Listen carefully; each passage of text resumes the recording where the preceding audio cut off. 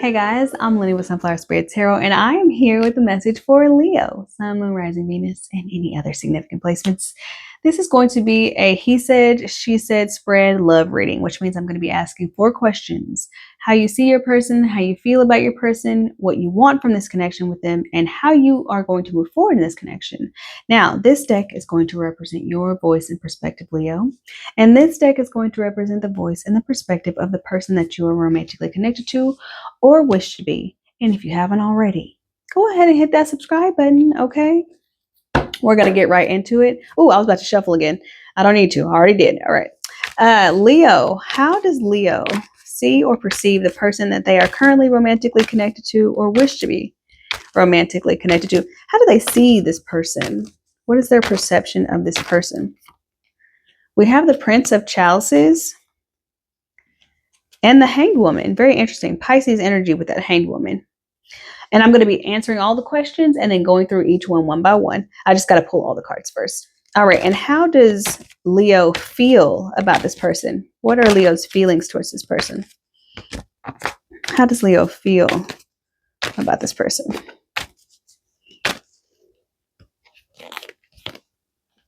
We have the Priestess and the Seven of Swords. What does Leo desire from this connection, or what do they want from this connection with this person? What does Leo want from this connection?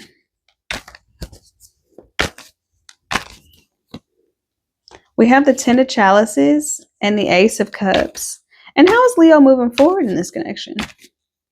How is Leo going to move forward here? We got the Five of Wands and the Queen of Pentacles with the Princess of Wands as the hidden or the overall energy. All right, this deck is going to represent the voice of your person, the person you're currently romantically connected to or wish to be. How does this person see or perceive Leo? How does this person see Leo? How does this person see Leo? We have the Strength card, your card, Leo, strong energy, Leo, and the King of Swords. How does this person feel about Leo? We have the Emperor and the King. I'm sorry, not the King, the Knight of Swords. We already have the King of Swords. What does this person want from their connection with Leo? What are their deepest desires for this connection with Leo? The Five of Pentacles and the Death card. You know what's interesting? I've gotten the Five of Pentacles and the Death card for 2 other readings I've done today. Aries and Sagittarius have had the Five of Pentacles and or the Death card in this position. So if you have those placements, maybe watch those readings as well. That's really interesting to me. And how's this person moving forward in this connection with Leo? How's this person wanting to move forward here?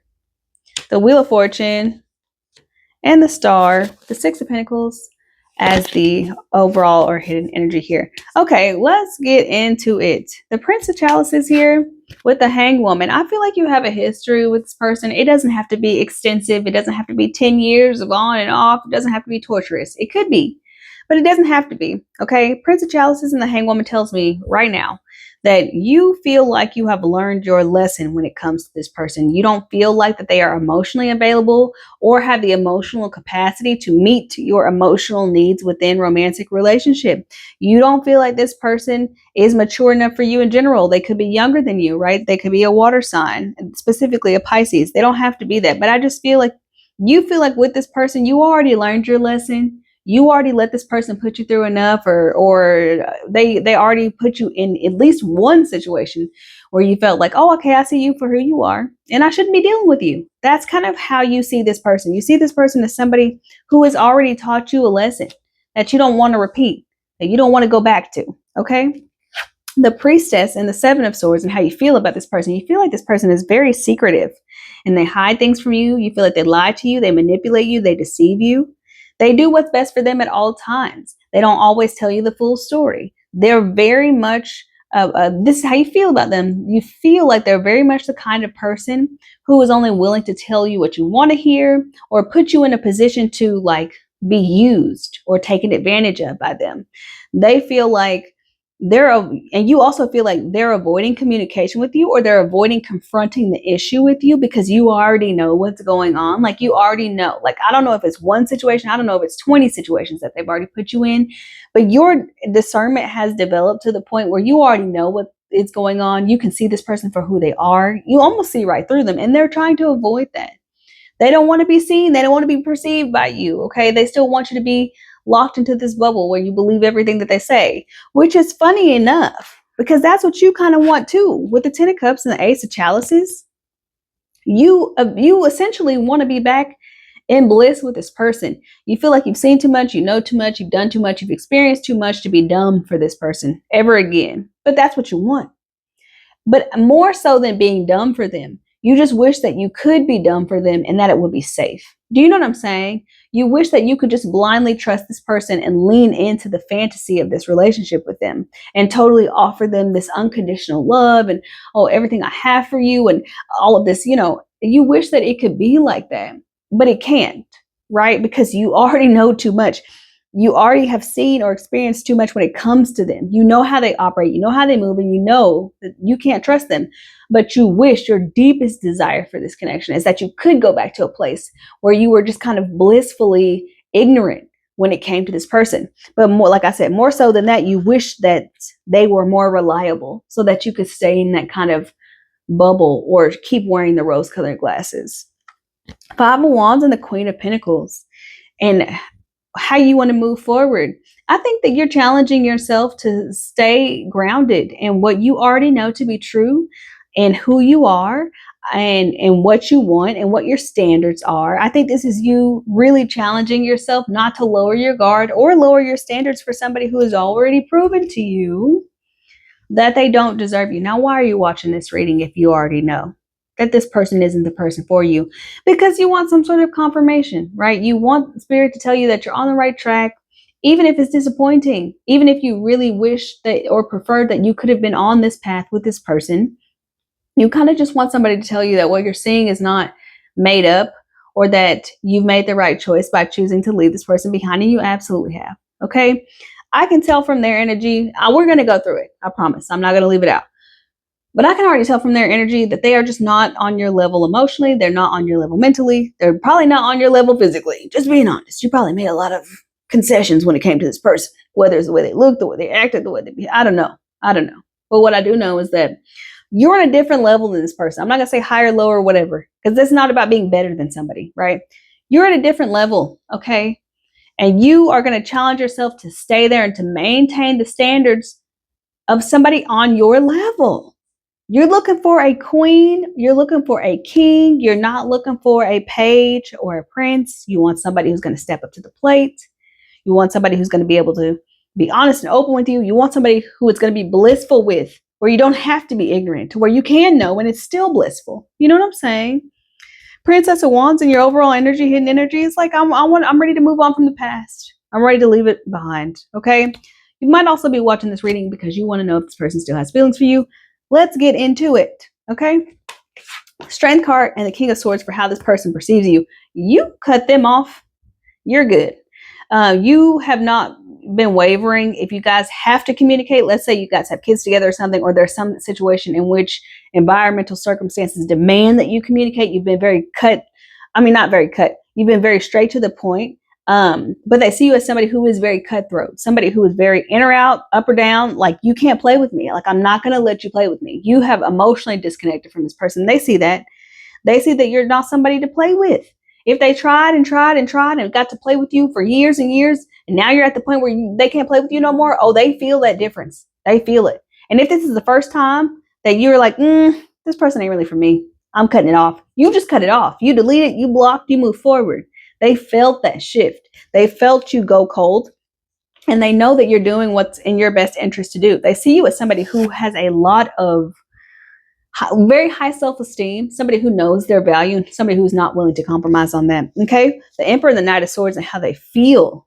about you. They feel like you're somebody who is powerful and very much in control, very decisive, somebody who knows what they want out of life. And like I said, not willing to compromise on that. And that's the funny part is they don't realize how much you already compromised by just even entertaining them, even giving them a chance. If this is their 10th chance, the first chance, it doesn't matter. Even just giving them a chance. Right? Because I feel like you already saw them coming, but you were like, you know what? Let me not jump to conclusions. And I applaud you for that. Keeping your heart open, even though you're a little bit scared, even though they might trigger you in some ways, keeping your heart open, even though I think that's an important thing to do. But the most important part is knowing when to withdraw, knowing when to cut back, knowing when to let go. And I feel like you don't have a problem with that. I think they see you as somebody who is very severe and very decisive. And if you don't follow my rules, you're out of here. And you might not even see yourself like that. You might see yourself as somebody who's like, well, you know, you're not meeting my standards, so I gotta let you go. And they see you as like, no, you're out of here. It's over for you. They see you as somebody who's very severe and very much in control. What they want from this connection, the Five of Pentacles and the Death card, they want the hurt or the pain, the painful part to be over. What I mean by that is like they want the separation to end. Okay, they want the separation to end. They want you guys to come back together. They want to stop, you know, aimlessly wandering around in the desert looking for food. They want to reconnect with you. They don't know why. Okay, let me not say that. I was going to say they don't know why you're not talking, but they do know why. But they don't know why. The thing that they don't know why is like how long you guys have gone without talking, or if this is going to last forever, if you're going to be permanently separated. They don't want to be permanently separated from you. Okay. They feel like their life is better when you're in it in some capacity. I don't know if you give them money. I don't know if you just are very caring and loving and generous with your time and your energy. I don't know.